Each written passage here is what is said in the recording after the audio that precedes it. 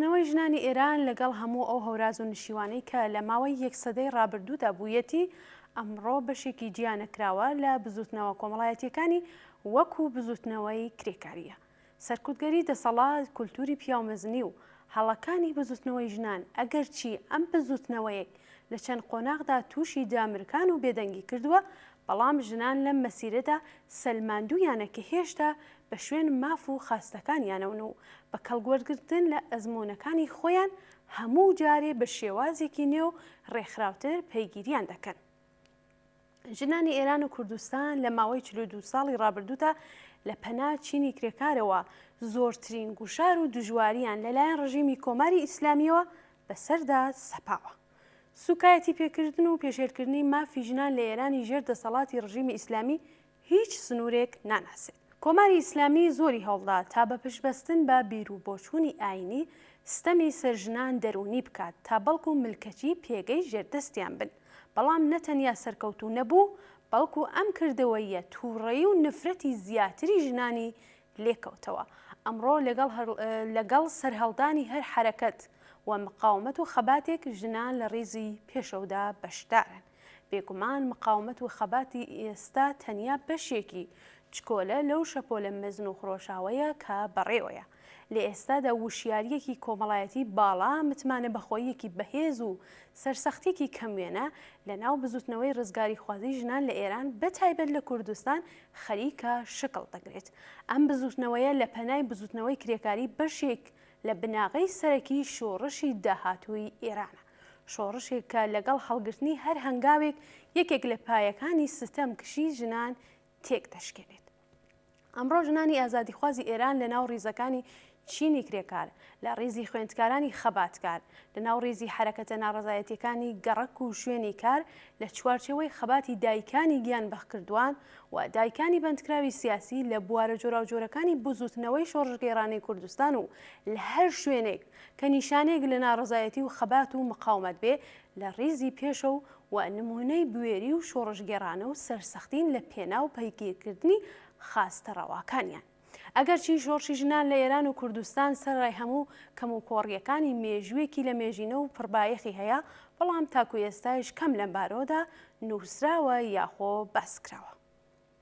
بە پێویستمانزانی کە جارێکی تر چاوخشاننەکەین بەسەر جوڵانەوەی ژنان لە ئێران بەتایبەت لە کوردستان و بۆ تاوتێکردنی ئەم بابەتە وتوێژێکمان هەیە لەگەڵ هاوڕێ مریەمی ئەفراسیاپور، هەڵسوڕاوی سیاسی و بەرپرسی کەمپەینی بینەلملەلی پارێزگاری لە مافی ژنان.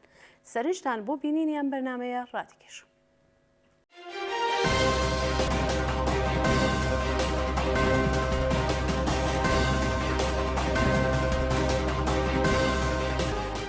هاوڕێ مریەم بەخێراتنت پێ دەڵێم و سپاس لەوەی کە بانگشتی ئێمەت بۆ ئەم بەرنامەیە قبول کرد. بەڵێ زۆر سپاس، منیش بە سڵام بۆ ئێوە بۆ بینەرانی ئەم بەرنامە، سپاس بۆ داوەتەکەتان. بەڵێ هاوڕێ مریەم، پێشەکی کورتێک لە جوڵانەوەی ژنان لە ئێران و بەتایبەت لە کوردستان بۆ بینەرانمان باس بکەن. بەڵێ هەروەکە ئاگادارن 40 ساڵە لە 40 ساڵەکە ئاپارتایتی جنسی لە ئێرانە مەحرومیەتگەری تایبەتی بۆ ژنان هاوردوێتە بەرەو و هەروەها کۆششی کردگە ژنان خاتە حاشیەوە و مەحرومیەتگەرێکی پێیان تەحمیل بکە. منتها خۆشبەختانە ئەم مەسئلە نەبووەتە بایسەوە کە ژنان بزوتنەوەی ژنان دەست لە فعالیەت و کاری خۆیان هەڵبگرن. ئەگەر گەرەکم بێ کورت ئشارە بکەم بەوەی کە بەهەرحاڵ بزوتنەوەی ژنان لەکەوێ دەستی پێکرد لە بەسەرکەهاتنی جمهوری ئیسلامی لە ئینقلابی 57 و ئەوڵین بزوتنەوەی ژنان کە هەزاران ژن کە ڕژیانە خیابان عەلەیهی قانونی جمهوری ئیسلامی عەلەیهی حجاب دەستیان کرد بە مبارزە و ئەم مبارزە خۆشبەختانە با وجودی تواوی ئەو مەحرومیەتگەلێکە نظامی جمهوری ئیسلامی بۆ ژنان هاوردوێتە بەرەو ژنان کەماکان جنبشی ژنان وجودی هەست و ژنان فعالن. ژنان لە ئەرسەگەلێکی هەروەکە ئاگادارین گشتمان بە تایبەت لە خیزشەکانی ئەخیرە لە خیزشی 96 لە ساڵی ڕابردووە لە شەرکەتکردن بە پشتیبانیکردن لە کارگەرانی هەفتەپە و کارگەرانی ئاهواز ژنان چە وەکو معەلم ژنان چە وەکو عەلەیهی حجاب تواوی لە ئەم ئەرسە مەبارزەکە لا ژنان خۆشبەختانە وجودی هەست لە رابطە لەگەڵ کوردستانە ئەگەر گەرەکەم بێشارە بکەم بە مبارزاتی ژنان خۆشبەختانە لە کوردستانیشە ساڵ هەست کە مبارزە بۆ ئازادی خوازی بە بزوتنەوەی ژنان وەکو کولی ژنان لە سەراسەری ئێرانە وجودی هەست. بەڵێ هاوڕێ مریەم ئێوە پەیوەندی جوڵانەوەی ژنان لەگەڵ جوڵانەوەی کرێکاری چۆن دەبینن ئەو ئاڵوگۆڕیانەی کە بەسەریاندا هاتووە کامانن؟ بەڵێ ئەگە من گەرەکم بێ کورد واقعاً وەزعێتی بزوتنەوەی ژنان و هەروات بە تایبەت ژنانی کارگەر لەگەڵ سایری ژنانی کارگەری دنیا مقایسەکەم لە ئێرانە لە واقع ژنان لە یەک سیستەمێکی سێگانە بەسەر ئەوەن ئەویش یەکێکی نظامی سەرمایەداریە کە بە وەسیلەی کارفەرما لە کارخانەگە لە ژنان بە ئەنواعی مختلف ئەچاوسنێنێتەوە و مورد ئیستثمار قەرارەگرن. مەسئلەی دووهەم کە ئەتوانم شارە پێ بکەم مەسئلەی خودی نظامی ئیسلامی حکوومەتی ئیسلامیە کە ئیسلام بە وەسیلەی شەرعی و قانونی لە ئێرانە تەئسیری هەست لەسەر ژنان و بزوتنەوەی ژنان و هەروەها فەرهەنگی پیاو سالاریش کە متاسفانە وجودی هەست چە لە خانەوادەکانەوە لە چە جامعە بۆ ژنان. ئەگەر گەرەکەم بێ مشەخەسەن لەسەر هەروە کەیشارەمان پێکە بزوتنەوەی ژنان وەکو بە سوورەتی گشتی هەمیشە وجودی بووگە ژنان لە تواوی ئێترازاتە هەمیشە حزوریان بووگە و شرکتیان کرد لە مبارزاتە منتها ئەگە من گەرەکەم بێ مشەخەسەن بێمە سەر مەسئلەی ژنانی کارگەر ژنانی کارگەر لە جامعەی ئێرانە هەمیشە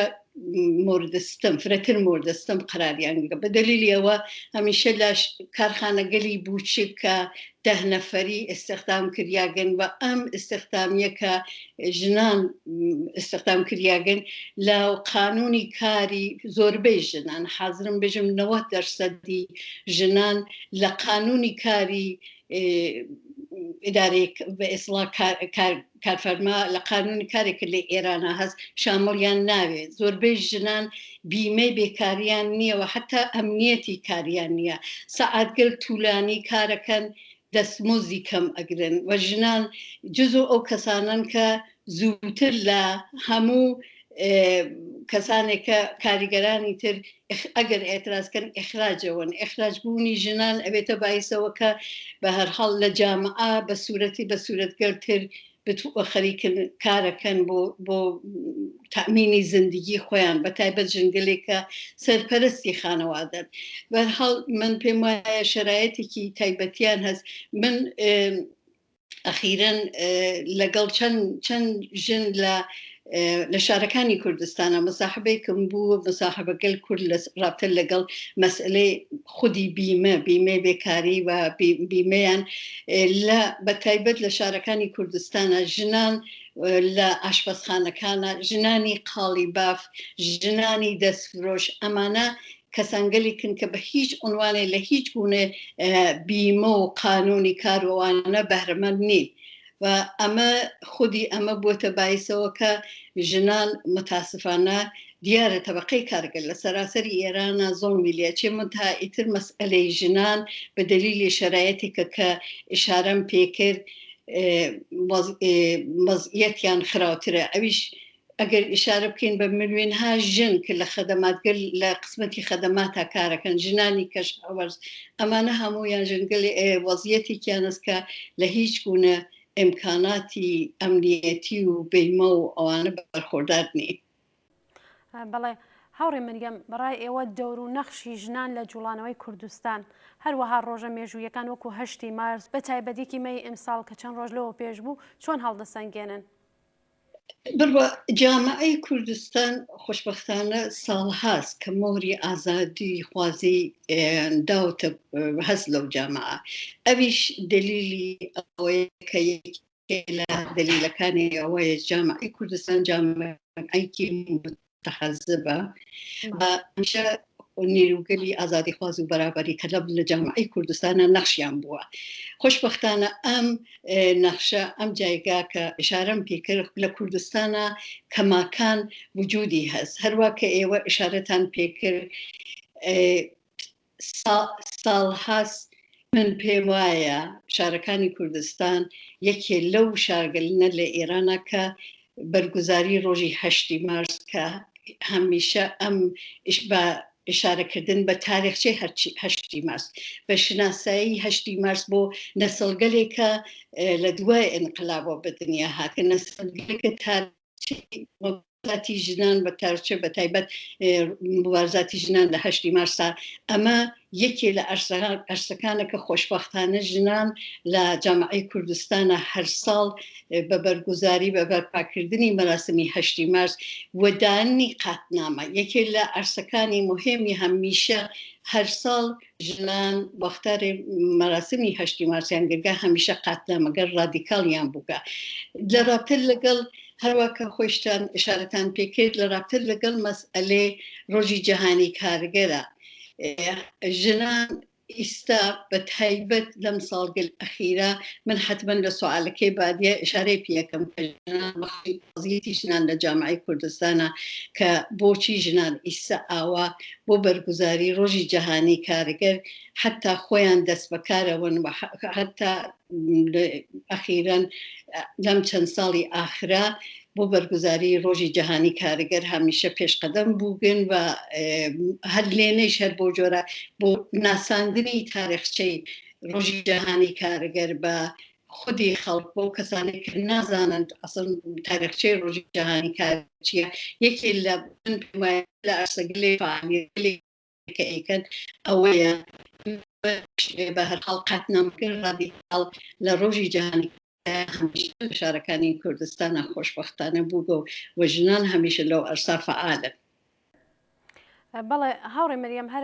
هەرو جۆرەی کە ئەزانین لە 1 ساڵی ڕابردوودا کە کۆرۆنا هاتووە ئاڵوگۆڕێک لەسەر کار و ژیانی خەڵک هاتووە بە تایبەت چینی کرێکار و بەگشتی و لەسەر ژنان و منداڵانی کار و شەقام ڕای ئێوە چییە لەسەر ئەمە؟ بەڵێ هەروەکە ئشارەتان پێکرد متاسفانە ژنان بە تایبەت ژنان لە ئێرانە بە تەبەقەی کارگەر لە ئێرانە جزو محرومترین تەبەقەن کە متاسفانە شرایەتێکی تایبەتی هەم تەحریمگەل اقتصادی بێکاربوونی پیاوان هەمووی ئەمانە بووەتە باعیسەوە کە تەئسیرێکی تایبەتی لەسەر ژیانی خەڵک بووگە. ئەگەر من گەرەکەم ئشارەکەم بە شارەکانی کوردستان لێنا لە شارەکانی کوردستانە بە دلیلی نەمانی کارخانەگەلێکە بووچک بوو بە تایبەت ئەگەر بە عنوان نمونە شما ئشارەکەم بە شاری سنە 1-2 کارخانەی بوتیا بوو کە ئەوانش نەماون و پیاوان متاسفانە زۆربیان بێکار بوون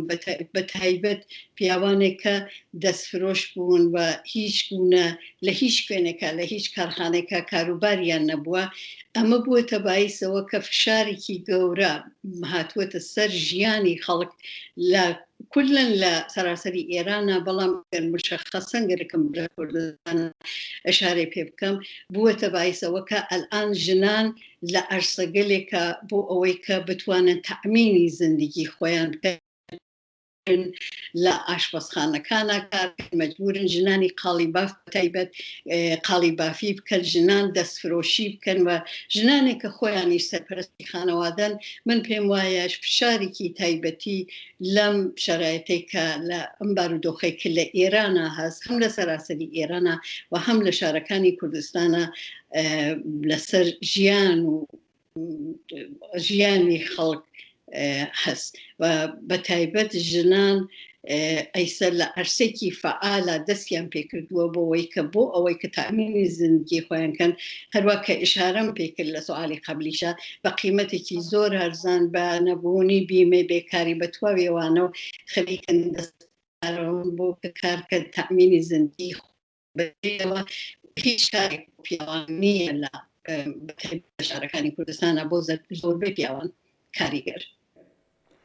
بەڵێ هاوڕێ مریەم زۆر سپاس. بەڕای ئێوە ئێستا گیر و گرفت و بربەستەکانی جوڵانەوەی ژنان لەباری ئابووری سیاسی کۆمەڵایەتی و فەرهەنگی و کامانن؟ بەڵێ لە جامای ئێرانە ئەگەر گەرەکمان بێ لەسەر وەزیەتی ژنان باس بکەین بە تایبەت ژنانی کاریگەر جز و مەحرومترین قشری جامعی ئێرانن و متاسفانە بە سوورەتی سازمان یافتە و متشکل بۆ داخوازیەکانی خۆیان لەبار اقتصادی و اجتماعی و زۆر متشکل نین وەکو پیاوانی کارگەر کە متشکلن ژنان نین. ژنان هەمیشە هەروەکە لە سوالەکان تریچ ئاشارەم پێکرد لە توولی ئەم 40 ساڵە لە تواوی ئەرسەکانی مبارزە عەلەیهی جمهوری ئیسلامی وجودیان بووە، وجودیان هەست. ژنان وەکو معەلم، ژنان وەکو کاریگەر. وەلێ مشکڵم ئەساسی کە هەیە من ئشارەم پێکرد ئەویشەوەیە کە ژنان وەکو پیاوانی کارگەر سازمان یافتە نین و ئەمە خۆی بووەتە باعیسەوە گیرۆگرفتێکە کە ژنان کە بەشێکی عومدەی لە تەبەقەی کارگەرن ناتوانن لە مبارزاتی کاریگەریە ئەو وجودەی فعالەی کە ئەشێ بیان بێ بۆ بەدەستهاتنی داخوازەکانی خۆیان بە دەلیلی نەبوونی متشکل نەبوون متاسفانە گیرۆگرفتیان هەیە لە رابطە لەگەڵ بۆ بەدەستهاتنی داخوازەکانیان. بەڵێ هاوڕێ مریەم بەپێی ئەو وەزعیەتەی کە ئێوە ئاماژەتان پێکرد گرنگترین وەزیفە و ئەولەویەتەکانی هەڵسوڕاوانی جوڵانەوەی کرێکاری ژنان و تێکۆشەرانی چەپ و سۆسیالیست کامانن؟ بڕوە یەکێ لە ئەرکەکان کە لەسەر جۆنبشی سوسیالیستی و فعالینی کارگەری ئەوەیە کە ئەبێ ببن بە کۆمەکێکی گەورە بۆ ئەوەی کە ژنانی کاریگەر بتوانن ئەنجومەن و کانونگەل خۆیان و بە سوورەتی متشکل بتوانن فعالیت کەن. ئەمە یەکێ ئەبێتە دەستاوەردێکی گەورە بۆ ئەوەی کە ژنان خۆیان ببیننەوە لە مبارزاتی کارگەریە بتوانن لە ئازمونەکانی مبارزاتی پیاوان لە ئێتسابات و لە مبارزاتی کارگەریە ژنان نەخشی خۆیان بدۆزنەوە و بتوانن بە سوورەتێکی منسەجم فعالیەتی خۆیان دەست پێ بکەن کە تا ئیسا متاسفانە هەروەکە ئشارەم پێکرد بە دلیلی ئەوە کە ژنان نەیانتوانیگە بە سوورەتی سازمان یافتە بە سوورەتی متشکل فعالیت بکەن نەیانتوانیگە لە ئەرسێ مبارزاتی تەبەقەی کارگەرە نەخشێکی ئاتۆیان بێ هەم بۆ پشتیبانی لە کارگەر بە هەم بۆ بەدەستاوردنی خاستەکانی خۆیان. لیرە نەخشی کاریگەری نەخشی جنبشی سوسیالیستی زۆر زۆر مهمە. ئەگەر ئێمە گەرەکمان بێ لە ژنان ئەگەر متشکل بن ئەگەر واقعاً پشتیبانی بکرێ لە مبارزاتی ژنان هەم وەک ژنان مبارزاکەن هەم وەک ژنی کاریگەر. یەکی لە مەسایلگەلێک کە هەمیشە وجودی بووگە ئەویش ئەوەیە کە هەمیشە ئێتساباتی کاریگەری ئێترازاتی کاریگەری پیاوانە بووگە بەڵام ژنان ئەتوانن نەخشێکی تایبەتیان بێ هەمەوەی کە ئاموزش ببینن لە ئەزمونەکانی تەبەقەی کارگەر پیاوان بتوانن ئەوانیش نەخشی خۆیان بێ هەموو کە ئەو نەخشە پیاوانەی کە تا ئیسە لە مبارزات لە ئێترازات و ئێتساباتی کارگەریە بۆ ژنان بە چاڵشی بکێشن. باشە هاوڕێ مریەمەوە باستان لەوە کردکەوە ئەترازاتە زۆرتر پیاوانەیە دلیلەکەی چییە بۆچی وایە بۆچی ژنان نەقشێکی وایان نییە لەو دلیلی ئەوە ژنان متشکل نین ژنان ئەو جۆرەی کە ئەو ئاگاهیە وە ئەشێ بیان بێ لەسەر ئەوەی کە خۆیان سازمان یافتە بکەن. هەروە کە من ئشارەم کرد ژنان دیارە لە هەموو ئەرسێکا وجودیان هەست بەڵام ژنی کارگەر ئەبێ تەشەکولی خۆی بێ ئەبێ متشکل بێ ئەبێ کانونەکانی خۆی بێ و من پێم وابێ متاسفانە خودی تەبەقەی کارگەر پیاوانی کە مبارزاکەن مەسئلەی ژنان زۆر بەجددی نەگیریاوە هەرچەند خۆمان ئەزانین کە واقعاً ژنان قشرێکی زۆر گەورەیە لە جامعی ئێرانە کە زۆڵمی لێ ئەچێوە ژنانێک بە تایبەت ژنانی کارگەر بە شەرایەتی کە باسمان کرد دلیلی ئەوەیە کە هەم ژنان خۆیان متشکل نین تێنە کۆشاون تا ئیسە بۆ ئەوەکە بە سوورەتی سازمان یەفتە متشکل بن لە ئەنجومەنەکانە هەمیش بە هەر حاڵ طبقەی کارگەر فعالینی کارگەری و جنبشی سوسیالیستی زۆر لەسەر ئەم خاڵە تێنە کۆشاوە. بەڵێ هاوڕێم زۆر سپاس. چه ڕێگا چارێک هەیە بۆ ئەوەی کە چینی کرێکار و ژنان سەراسەری و یەکگرتوو بن؟ ڕێگا چارەکان کامانن؟ ڕێگە چارەکان هەروە کە بەرحاڵ ئشارەم پێکرد ئەوەی کە مەسئلەی ژنانی کارگەر بڕەسمیت بشناسکێ بە تایبەت لەلایەن فعالینی کارگەریەوە ئەوەی کە ژنان خۆیان بەڕەسمیت بناسن بۆ ئەوەی کە من هەروە کە قەبلەنیشی شارەمان پێکرد مبارزاتی ژنان کەم نییە لە جامعە ئێرانە ژنی کاریگەر کەم نین لە جامعێران بەڵام سازمان یافتۆ متشکل بوونی ئەوان زۆر مهمە بە تایبەت لە سەراسەری ئێرانە کە بتوانن وەکو یەک دەست ژنان قشرێکی عومدەن لە طبقەی کارگەر کە ئەمە ئەبێ بەڕەسمیت بشناسکێ هەم لەلایەن خودی ژنانەوە هەم لەلایەن فعالینی کارگەر و جنبشی سوسیالیستیەوە. بەڵێ هاوڕێ مەریەم من پرسیارێکم نەماوە ئەگەر خۆتان پێتان وایە نوکتێک یا قسێک ماوە کە ئاماژەتان پێ نەکردووە فەرموون. بەڵێ من جارێتر سپاس دەکەم بۆ ئەوەی کە بەرحاڵ ئەم فرسەتە بە من دریاوە داوەتتان کرد زۆر مەمنونم لێرە ئەمەوێ دەستخۆشی بکەم لە فعالینی کارگەری لە فعالینی ژن بۆ بەرگوزاری ڕۆژی جەهانی کارگەر دەستخۆشییان لێ بکەم بە بەو ئومیدە کە بتوانین ژنانی کارگەریش بتوانن خۆیان سازمان یافتەوە متشکل لە طبقەی کارگەری سەراسەری ئێرانە بە یەکۆ بە مبارزەی خۆیان ئەدامە بن. بەڵێ زۆر سپاس بۆ هاوڕێ مەریەمی ئەفراسیاپور هەڵسوڕاوی سیاسی و بەرپرسی کەمپەینی بینەلملەلی پارێزگاری لە مافی ژنان کە لە بەرنامەی ئاسۆی بەرابەری ئەم هەفتەیەماندا میوان بوون. سپاس بۆ ئامادەبوونتان. سپاس بۆەوەی کە تا ئێستا لەگەڵمان بوون.